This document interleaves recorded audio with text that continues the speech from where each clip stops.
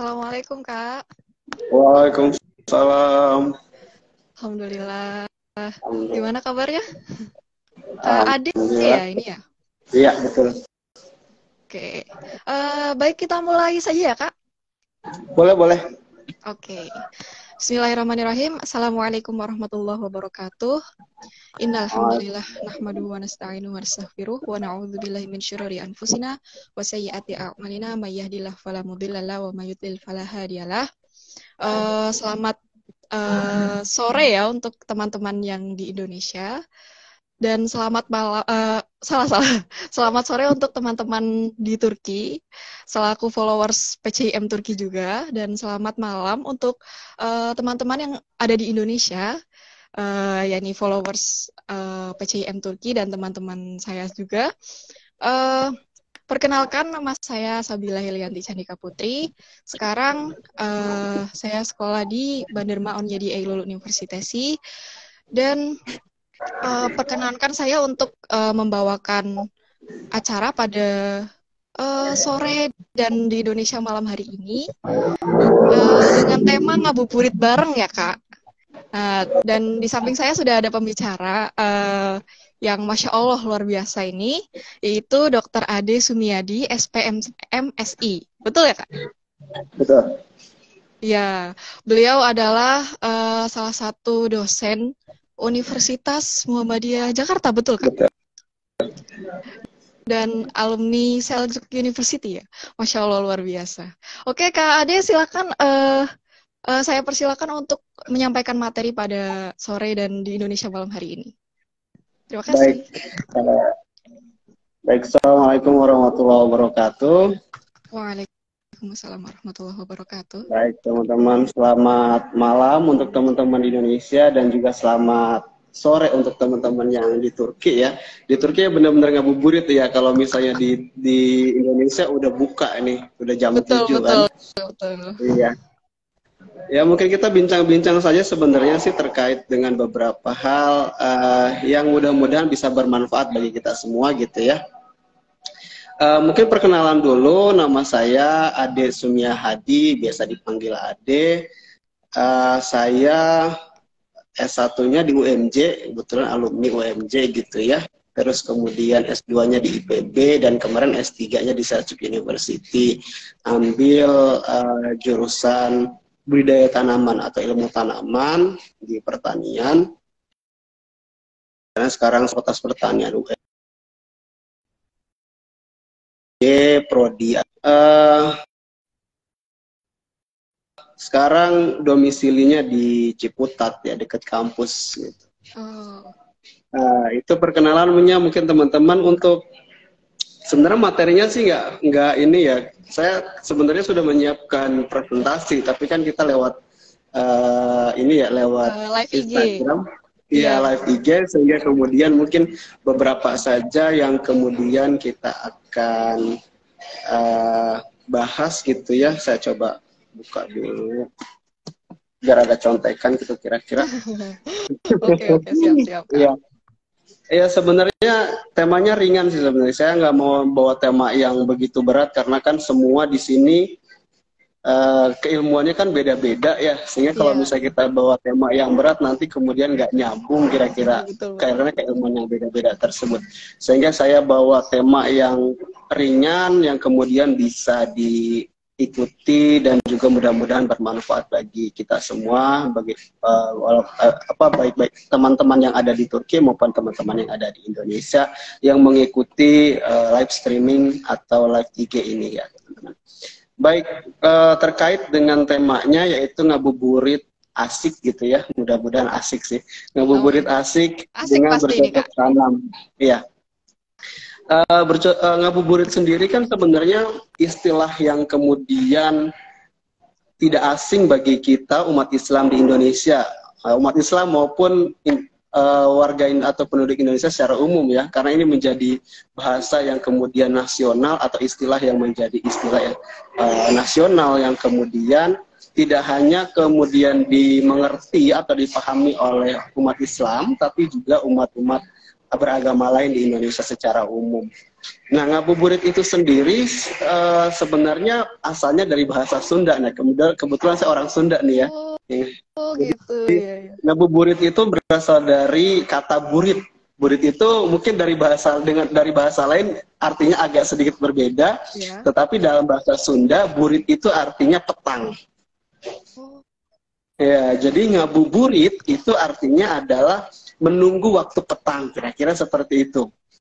Ya, jadi kalau kita kemudian mendefinisikan ngabuburit sebagai kegiatan yang dilakukan untuk menunggu waktu petang atau waktu berbuka, waktu azan maghrib gitu ya.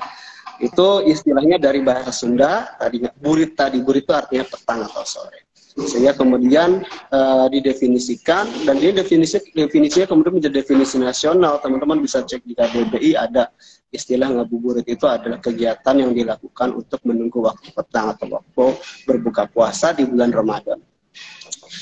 Perkembangannya dulu ngabuburit itu kalau di budaya Sunda itu biasa dilakukan dengan permainan-permainan tradisional, kayak bebeludugan itu kayak meriam bambu gitu.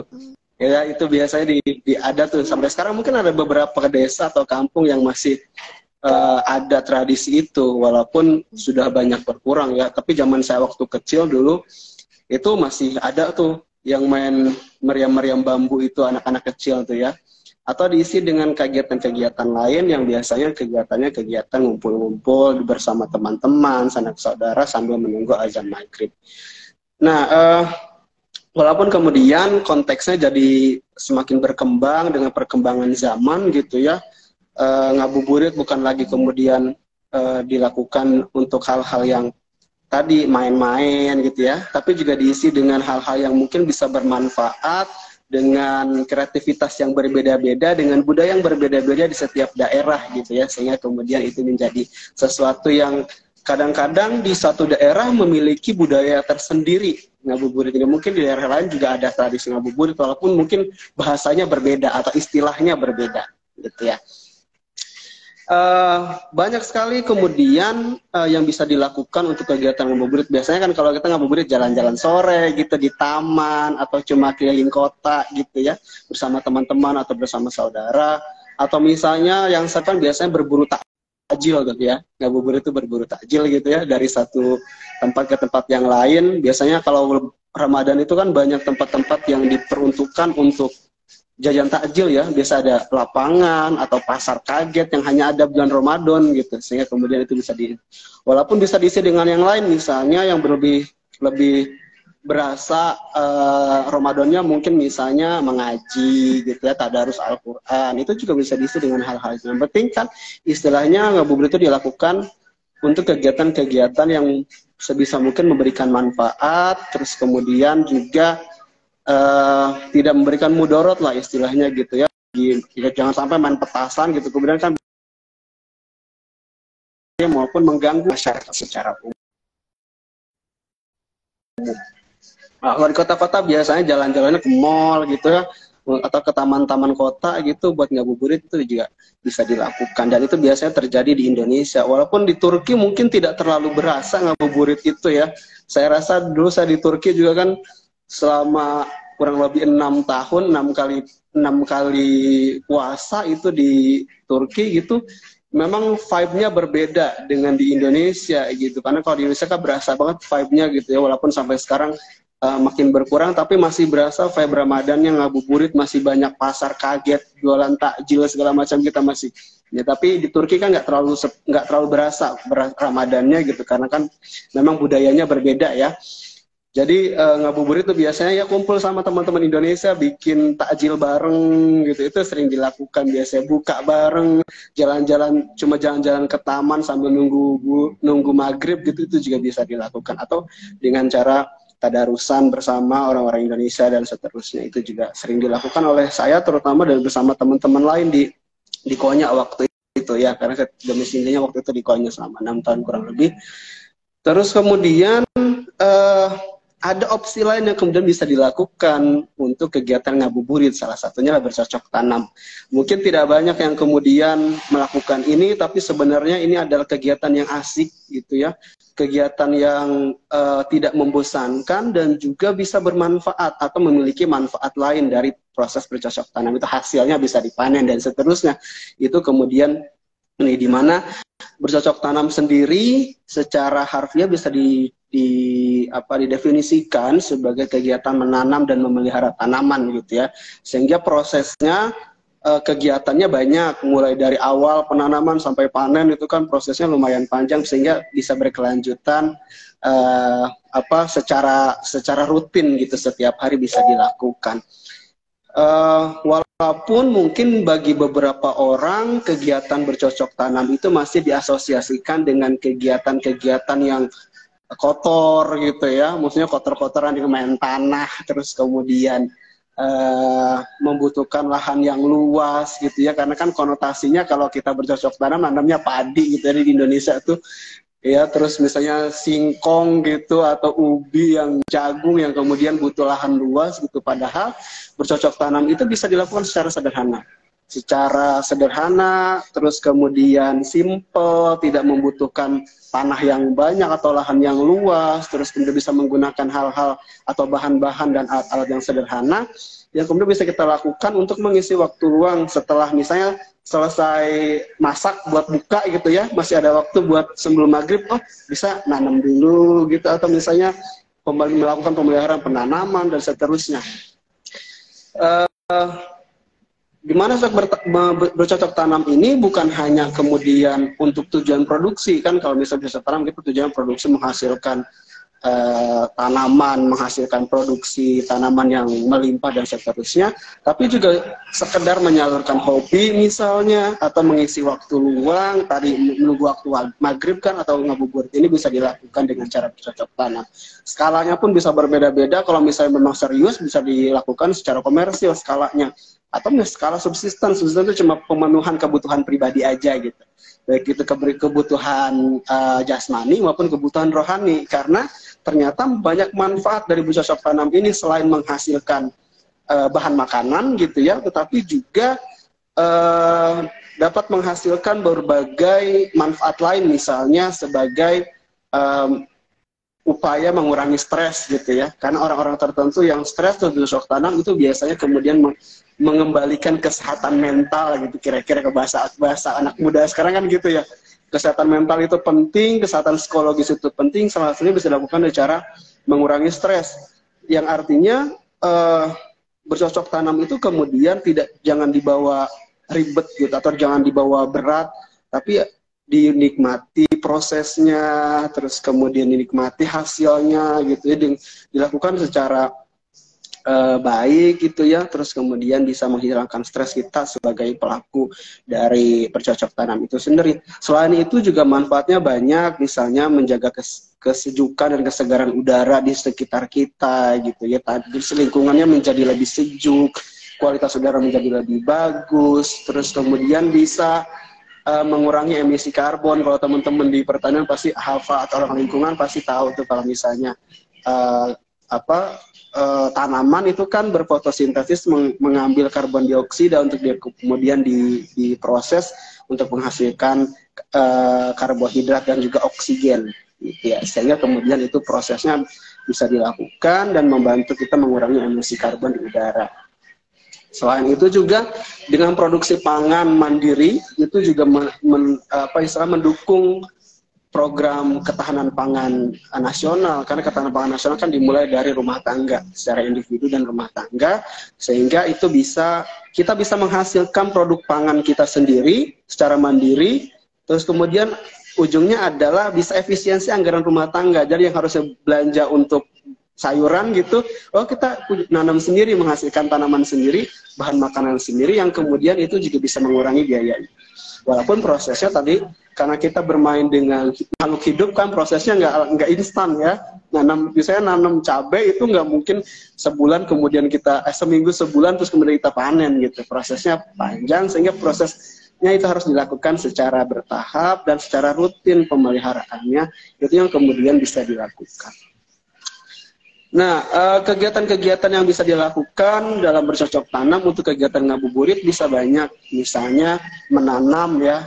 Menanam itu mulai dari penyemaian misalnya, kan kalau misalnya beberapa tanaman itu kan perlu disemai dulu sebelum ditanam. Jadi bijinya kecil-kecil kan disemai dulu, nanti dia udah numbuh kecil, persemaiannya dipindahkan ke pot yang lebih besar misalnya gitu, atau ke tanah.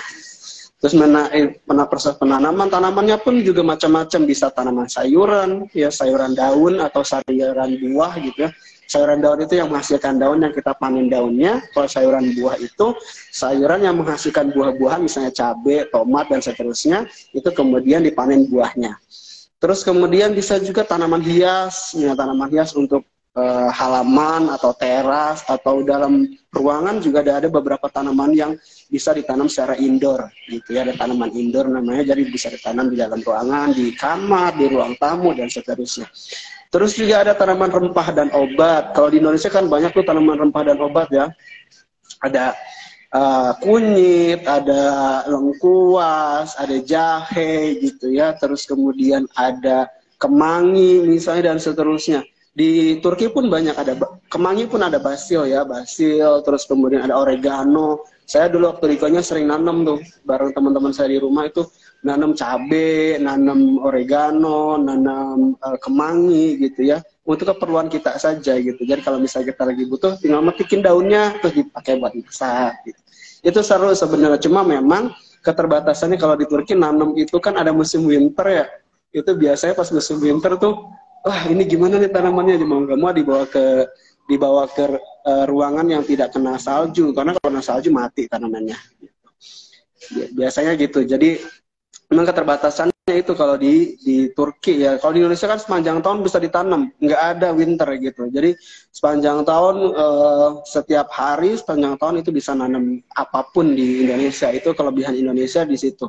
Kalau di Turki cuma dari musim semi pertengahan sampai musim gugur akhir itu baru bisa nanam kita. Pas masuk musim dingin udah nggak bisa nanam. Biasanya pas itu langsung kita, kalau mau dilanjutkan ditaruh di ruangan yang tidak terkena udara dingin langsung, atau ya di stok dulu, nanti musim semi nanam lagi. Misalnya nanamnya jadinya nanam yang tanamannya tuh tanaman semusim, jadi setelah dipanen terus kemudian kita nanam yang baru dan seterusnya. Beberapa kegiatan lain misalnya pemeliharaan, penyiraman, pengendalian hama dan penyakit, pengendalian gulma, pemangkasan, itu bisa dilakukan kapanpun gitu. Terus juga ada beberapa kegiatan lain dari bercocok tanam yang bisa dilakukan, misalnya pembuatan kompos. Kan kita kalau misalnya masak gitu ya, kan sampah organiknya atau limbah organiknya kan dibuang. Nah, coba dibuat kompos. Dibuat kompos itu adalah bentuk pupuk. Jadi pupuknya itu dari kita, dari tanaman untuk tanaman, kira-kira gitu. Jadi bisa digunakan. Atau misalnya menggunakan bahan-bahan organik lain untuk proses memupukkan. Terus adapun pemanfaatannya, misalnya bertanamnya bisa di halaman gitu ya, halaman rumah. Misalnya di halaman itu biasanya kalau di Turki itu, kalau di depan apartemen itu biasanya kan ada tanahnya tuh. Nah kalau di apartemen saya dulu tuh ada tanah. Nah biasanya yang pengelola tanah itu nanam di situ banyak, ada nanam tomat, nanam cabai dan seterusnya. Nah, biasanya juga ada space kosong, bisa minta izin ke pengelola apartemennya, ini boleh nggak ditanemin gitu, kita mau nanam ini. Biasanya boleh, mereka akan senang sekali karena kan ada yang ngurus dari tamannya. Mereka jadi berkurang kegiatan atau pekerjaannya karena tamannya ada yang ngurus, kita yang ngurus gitu. Itu sangat bagus, itu sangat produktif ya, bermanfaat. Jadi di sela-sela kuliah misalnya, kalau misalnya tidak musim Ramadan ya, di sela-sela kuliah itu kemudian bisa dilakukan. Ya memang harus ada ketelatenan sih untuk ngerjain itu ya, cuma ya bisa dilakukan. Terus kemudian bisa juga dengan menggunakan pot. Ini yang biasa kita lebih mudah, karena kan kalau pot bisa dipindah-pindah gitu ya. Jadi misalnya kalau ada salju, pindahin misalnya ke dapur gitu. Ya, di dapur biasa ditaruh gitu ya. Saya bisa dulu kayak gitu soalnya. Jadi ada namanya pot planting. Pot planting itu penanaman tanaman di dalam wadah. Wadahnya belum nggak mesti pot yang plastik itu atau pot yang keramik gitu, nggak mesti. dari polybag, menggunakan bahan-bahan bekas juga nggak apa-apa. Yang penting itu kan buat nanam, bisa buat wadah si media tanam untuk penanaman tanamannya. Bisa juga dengan vertikultur. Kalau vertikultur butuh struktur ya, itu mungkin agak kerjaan sedikit. Mungkin bagi cewek-cewek agak susah bikin strukturnya, harus maku-maku segala macam ya. Itu bisa disesuaikan saja. Terus ada hidroponik. Hidroponik ada teknologinya, walaupun ada hidroponik sederhana yang tidak pakai teknologi bisa dilakukan. Jadi hidroponik itu pakai air, media tanam yang nggak pakai media tanam apa-apa. Jadi dia bertanam di atas air. Itu bisa dilakukan juga, walaupun butuh ketelatenan khusus untuk hidroponik.